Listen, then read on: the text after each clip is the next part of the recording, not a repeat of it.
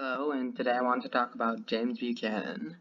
He was the 15th president, and while he was a president, he let South Carolina secede. So James Buchanan is usually listed as one of the worst presidents. In fact, many people consider him the worst president or like one of the worst. And you can see this for yourself online if you want.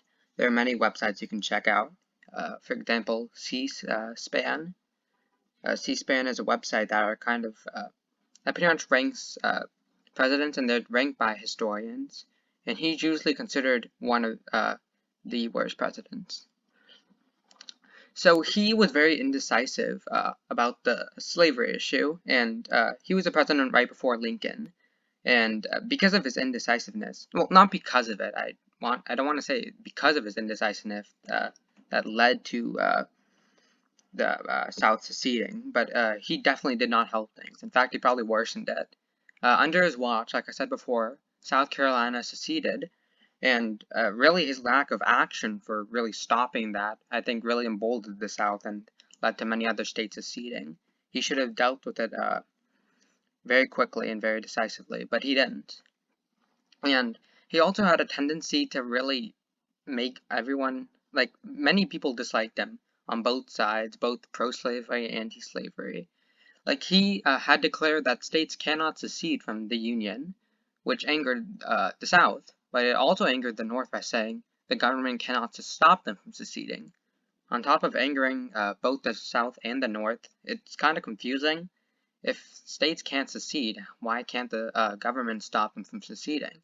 And if the government can't stop them from seceding, why can't states secede? It was really weird, and it felt contradictory.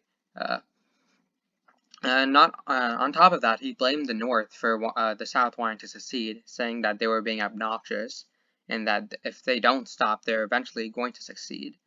And eventually his statements, well, South Carolina had been threatening to secede for a long time at this point. But I guess at this point they had decided that they had enough, and they seceded.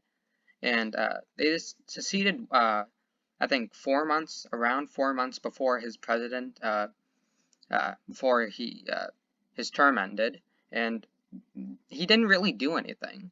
Like, he might have done a little bit, I don't know exactly how much he did, but he definitely didn't do enough, because, again, when Lincoln was elected, I think many other states seceded.